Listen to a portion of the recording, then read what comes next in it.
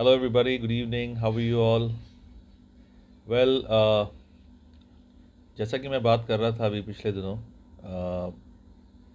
When I been writing about कि हमारा जो मंथ ऑफ दिसंबर है इसमें हम कोशिश करेंगे कि हम डेली प्रार्थना करें और डेली सारे जो भी आ सकते हैं लाइव आएँ, अपना वचन शेयर करें और एक दूसरे को प्रोत्साहित करें। मैं जानता हूँ कि डिस्टेंस की वजह से कई लोग आउट ऑफ स्टेशन हैं, कई डिफरेंट कंट्रीज़ में लोकेटेड हैं, तो फिज़िकली सबको मिलना इतना आसान नहीं होता।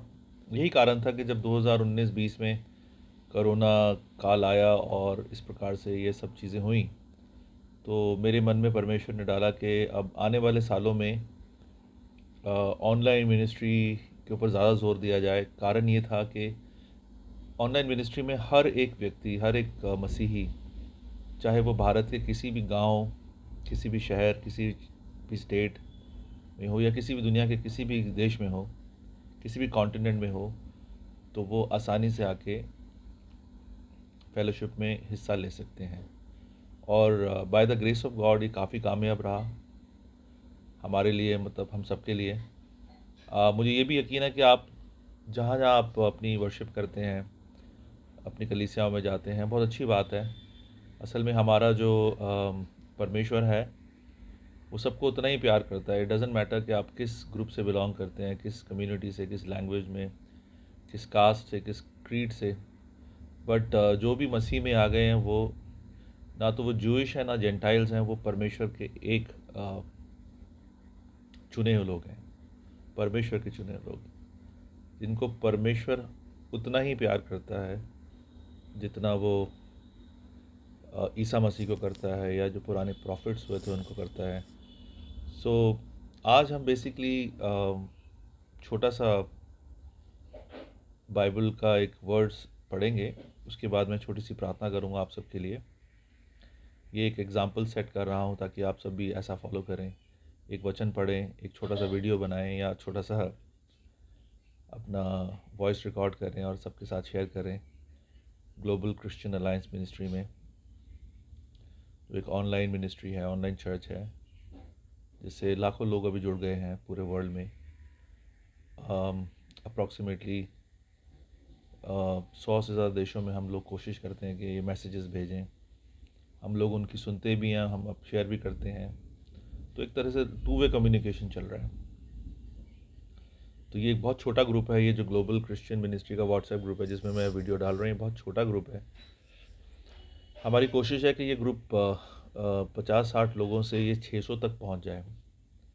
मैं बार बार कोशिश कर रहा था कि आप लोगों को प्रोत्साहित करूं कि आप भी 10-10 लोगों को इनवाइट करें, ताकि जब हम मिलजुल के करेंगे। मैंने कोशिश करी कि 50-60 लोगों को मैं इस ग्रुप में मैंने जोड़ा, और बाकी कुछ लोगों ने, जैसे और भी कुछ लोग हैं हमारे जो मसीही हैं इस ग्रुप में, उन्होंने सहयोग दिया है, वो हम नकार नहीं सकते। लेकिन सबका सहयोग देना बहुत ज़रूरी है। अगर सभी 10 लोगों को या 12-15 लोगों को इंट्रोड्यूस करते हैं तो फटाफट हम अपने गोल को अचीव कर सकते हैं। 600 से 700 लोगों का जो गोल है, ये बहुत ज़रूरी है। तो मैं आपसे विनती करूँगा, प्रार्थना करूँगा कि आप कोशिश करें कि जल्दी ही नवंबर का महीना का एंड होने वाला है, उससे तुरंत पहले ही आप कम से कम 10 लोगों को आप इनवाइट करें जो मसीही में फेथ में हैं। तो अभी मैं एक स्क्रिप्चर पढ़ने वाला हूँ, मत्ती अध्याय 5 से। ये स्क्रिप्चर बेसिकली हमारे एटीट्यूड के बारे में बात करता है। मैं समझता हूँ कि मसीह जीवन में सबसे इम्पोर्टेंट हमारा एटीट्यूड है। बी एटीट्यूड की बात करेंगे आज। असल में एटीट्यूड, हम्बल होना बहुत ज़रूरी है। एटीट्यूड एक परमेश्वर के अकॉर्डिंगली होना बहुत ज़रूरी है। हम जो भी करें लाइफ में, जहाँ भी रहे हैं, हम जैसा भी जीवन जिए हैं, लेकिन हमारा एटीट्यूड ऑफ ग्रैटिट्यूड और एटीट्यूड एक पर्टिकुलर काइंड जैसा होना चाहिए, जैसे वचन में लिखा है। तो हम कुछ बातों पे ध्यान देंगे, उसके बाद हम छोटी सी प्रार्थना करेंगे। तो मत्ती अध्याय 5 वचन 3 से 12 हम पढ़ेंगे। उसमें लिखा है, blessed are the poor in the spirit, for theirs is the kingdom of heaven. Blessed are they who mourn, for they will be comforted. Blessed are the meek, for they shall inherit the earth. Blessed are those who hunger and thirst for righteousness, for they shall be satisfied. Blessed are the merciful, for they shall obtain mercy. Blessed are the pure in heart, for they shall see God. Blessed are the peacemakers, for they shall be called the sons of God. Blessed are those who are persecuted for righteousness, for the sake of the kingdom of God. Blessed are you when men revile you with and persecute you and utter all kinds of evil against you falsely on my account. Rejoice and be glad, for your reward is great in heaven.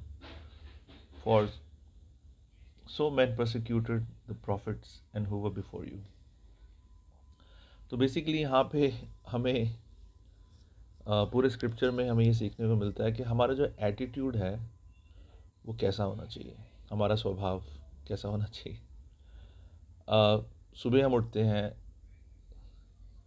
7 बजे या 6 बजे, हम सब उठते हैं, हम कोई लोग 5 बजे भी उठ जाते हैं, और हमारा स्वभाव सुबह से ही हमें अपॉर्चुनिटी मिलती है कि हम कैसा स्वभाव रखें, अच्छा रखें या बुरा रखें।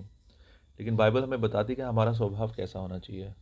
पहली बात तो ये है कि हम्बल होना चाहिए। उसमें पहली बात ये लिखी है, blessed are the poor in spirit, for theirs is the kingdom of haven.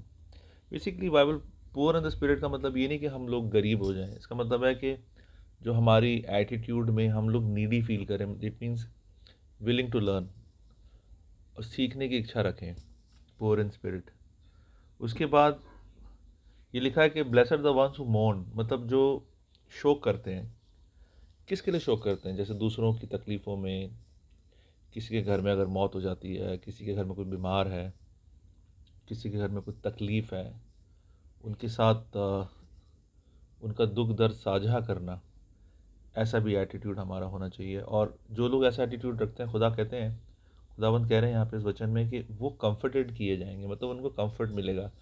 उनको भी कंफर्ट मिलेगा जिनको आप जो जो लोग मॉर्निंग कर रहे हैं, जो लोग सैड हैं, दुखी हैं, आप उनको कंफर्ट दे रहे हैं, तो लेकिन आपको भी उससे कंफर्ट मिलेगा। और जैसे कि लिखा है कई वचन में कि जब हम ब्लेस करते हैं तो हमें भी ब्लेसिंग्स मिलती है। So blessed are the meek, for they shall inherit the earth. Meek लोग कौन होते हैं? मीक लोग वो होते हैं जो बहुत हम्बल से होते हैं। तो ये पृथ्वी का पूरा अधिकार वचन में लिखा हुआ है कि उन लोगों के लिए दिया गया है जो मीक है। मीक मतलब थोड़े से हम्बल हैं, एरोगेंट नहीं है। देखिए, एरोगेंट होने से हमें कुछ हासिल नहीं होता, ना घर में, ना हमारे जॉब में, ना हमारे कॉलेज में, ना हमारे समाज में। जब भी लोग एरोगेंट होते हैं तो उनको कुछ हासिल नहीं हो पाता। तो मीक बनना बहुत ज़रूरी है। तो उसके बाद वचन में लिखा है कि blessed are the ones who are hunger and thirst for righteousness, जो धार्मिकता के लिए भूखे हैं। देखिए, हम सबको 3 बार दिन में भूख लगती है, किसी को 4 या 5 बार भी लगती होगी। हम स्नैक्स भी खाते हैं, मोमोज खाते हैं, ब्रेड पकौड़े खाते हैं, समोसे खाते हैं, लेकिन वचन कहता है यहाँ पे कि हमें भूख होनी चाहिए धार्मिकता की। धार्मिकता का भूख का मतलब अर्थ ये हो गया कि हम धार्मिक कामों के प्रति भूखे हों, मतलब हम चाहें, हमारे अंदर वो भूख हो, हमारे अंदर वो हंगर हो, हमारी बैली में वो हंगर हो कि हमें धार्मिक काम करने हैं।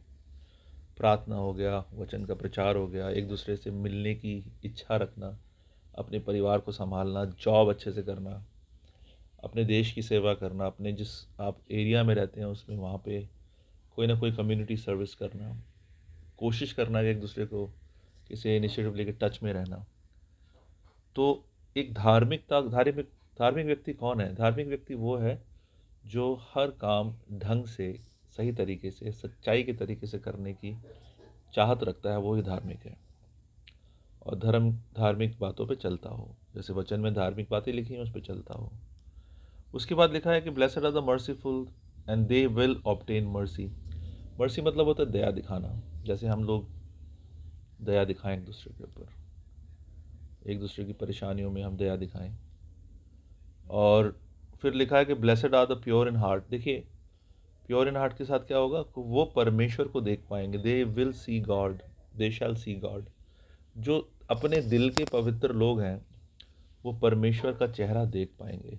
आपको याद होगा जब बर्निंग बुश में मूसा को परमेश्वर मिले थे, जब 10 हुक्म दिए गए थे, वर्ल्ड का पहला कॉन्स्टिट्यूशन दिया गया था, माउंट सिनाई के ऊपर, तो जो मूसा है परमेश्वर के चेहरे को ढंग से देख नहीं पाया, क्योंकि इतना ज़्यादा उजाला था, इतना ज़्यादा रोशनी थी कि वो देख नहीं पाया। लेकिन यहाँ वचन में लिखा है कि जो लोग दिल के साफ़ हैं, प्योर इन हार्ट हैं, वो लोग हैं, वो कैटेगरी के लोग हैं, वो परमेश्वर का चेहरा देख पाएंगे। They will see God. तो गाइस, ये सब चीज़ें हमें मोटिवेशन देती है कि हमें कैसा बनना है, कैसा एटीट्यूड रखना है, कैसा स्वभाव रखना है। फिर बाद में लिखा है कि blessed are the peacemakers for they shall be called sons of gods. So देखिए, पीस मेकर्स कौन है? दो लोग झगड़ा कर रहे हैं आपस में, दो लोगों का डिस्प्यूट है, जो आपस में शांति बनाते हैं, कोशिश करते हैं कि दो लोग जो पार्टी हैं झगड़ा कर रही हैं उनके बीच में कॉम्प्रोमाइज़ हो जाए, एक समझौता हो जाए। उन लोगों के बारे में लिखा है कि वो परमेश्वर के बेटे कहलाए जाएंगे, बेटे एंड बेटियाँ। तो कितनी बढ़िया बात है। देखिए, हमारा एटीट्यूड होना चाहिए कि हम दूसरे के रिश्तों में, जहाँ फूट पड़ रही है वहाँ पे हमें कोशिश करनी है कि लोगों के रिश्तों को हमें पीस पीस मेकर बनना है, शांति लानी है। मेरी वाइफ ने बड़ी बढ़िया चाय बनाई है, चाय पीता हूँ मैं। I love T, tea coffee चलती रहती है। तो और बाद में और भी बातें लिखी हैं कि blessed are the ones who are prosecuted for righteousness sake, for theirs is the kingdom of heaven. जो सच्चाई के रास्ते के लिए, धार्मिकता के लिए जो सताए जाते हैं, परमेश्वर का राज्य उनका ही है। देखिए, जो परमेश्वर का राज्य है वो बहुत बड़ा एक साम्राज्य है, पूरे वर्ल्ड में वो परमेश्वर का राज्य है। सारी कलीसियाओं को मिला के, सारे धार्मिक लोगों को मिला के, सारे मसीह लोगों को मिला के जो समूह बनता है, हम उसको परमेश्वर का राज्य कहते हैं। और आपका जो ग्रुप है, फैमिली ग्रुप है, आपकी कलीसिया है, आपका कोई जोन है जहाँ पे आप परमेश्वर की सेवा कर रहे हैं, वो एक छोटा सा एक्सप्रेशन है या छोटा सा डिप्लोमेटिक रिप्रेजेंटेशन है परमेश्वर के राज्य का। परमेश्वर का राज्य बहुत बड़ा है, उसमें सारे कॉन्टिनेंट आते हैं, उसमें सारे कलीसियाएँ आती हैं, सारे मसीह लोग आते हैं उसमें। बहुत हुमंगस, बहुत बड़ा है। और हाँ, 2000 साल पहले परमेश्वर का राज्य स्थापित हुआ था जब ईसा मसीह आए थे चर्च के द्वारा। और चर्च अलग अलग जो लोकेशंस में चर्च बन रहे हैं, और भी बनते हैं, डेली बनते हैं चर्च। तो वो परमेश्वर के राज्य का एक छोटा सा एक रिप्रेजेंटेशन है, मतलब एक छोटा सा एक एक्सप्रेशन है। चाहे आप जितना बड़ा कलीसिया बना लें, 10,000 लोगों का, 1 लाख लोगों का, लेकिन वो परमेश्वर के राज्य का हिस्सा है। तो आप सब जो कलीसिया चलाते हैं अपनी अपनी लोकेशन में, अपने अपने नाम से, अपने अपनी लैंग्वेजेस में, ये एक्चुअली परमेश्वर के राज्य का, जो बहुत बड़ा राज्य है परमेश्वर का, उसका हिस्सा है। तो वचन में क्या लिखा है कि जो परमेश्वर के राज्य के लिए सताए जाते हैं, धार्मिकता के लिए सताए जाते हैं, तो ये परमेश्वर के राज्य की जो ओनरशिप है ये उनकी है। तो कितनी बढ़िया बात है। अगर आप अच्छे भले काम करके आप सताए जा रहे हैं, कोई आपको सता रहा है, आप भले काम कर रहे हो, तो परमेश्वर का राज्य आपका है, मतलब आप ओनर बन जाते हैं उसके। आप मेंबर नहीं है, ओनर बन जाते हैं। कितनी बड़ी बात है। परमेश्वर एक अधिकार दे रहा है, एक राइट दे रहा है, लीगल राइट्स दे रहा है आपको। आमीन, हालेलुया। उसके बाद ये भी लिखा है कि जो अलग अलग बुरी बुरी बातें करते हैं लोग आपके विरोध में, आपको मारते हैं, पीटते हैं, या कुछ बुरा भला कहते हैं, आपकी आलोचना करते हैं, उनके बारे में भी लिखा कि इन सब करने वालों की परवाह मत करो, just rejoice and be glad. मतलब परमेश्वर के नाम में, परमेश्वर के राज्य में रिजॉइस करो। आप यकीन नहीं मानेंगे कि मेरे जीवन में 25-30 सालों में, मसीह जीवन में, मैंने कितना तकलीफ सही है, लेकिन मेरी कोशिश ये रही कि मैं डेली परमेश्वर के नाम को रिजॉइस करता रहूँ। मैंने अपनी पर्सनल लाइफ में देखा है कि यदि आपके पीछे लोग आते हैं, आपको बुरा भला बोलते हैं, आपके पीछे आपको झूठ झूठ बोल बोल के आपकी आलोचना करते हैं, आपका नाम बदनाम करते हैं, आपको डिस्करेज करते हैं, आप परवाह मत करो उस चीज़ की। Just rejoice in the Lord, और अपना एटीट्यूड, इस प्रकार से अपना एटीट्यूड हमें रखना चाहिए जो परमेश्वर को पसंद है। ऐसा एटीट्यूड रखना चाहिए जैसा इसमें लिखा है, वचन में लिखा हुआ अध्याय 5 में, मत्ती के अध्याय 5 में। ज़रूर आप पढ़ना टाइम निकाल के।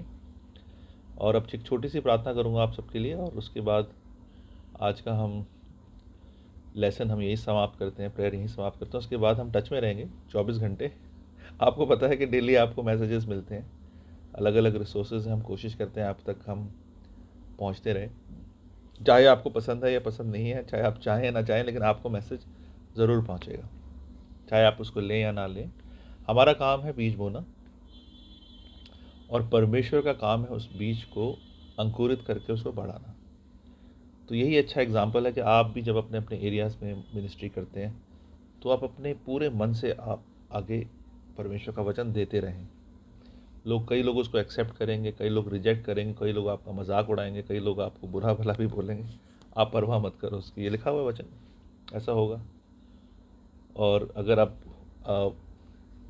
किंगडम ऑफ गॉड के लिए आप सताए जाते हो तो परमेश्वर का राज्य आपका है, लिखा हुआ वादा किया हुआ है मत्ती अध्याय 5 में। तो आप बी कॉन्फिडेंट, हैव फेथ। चलिए हम प्रार्थना करते हैं।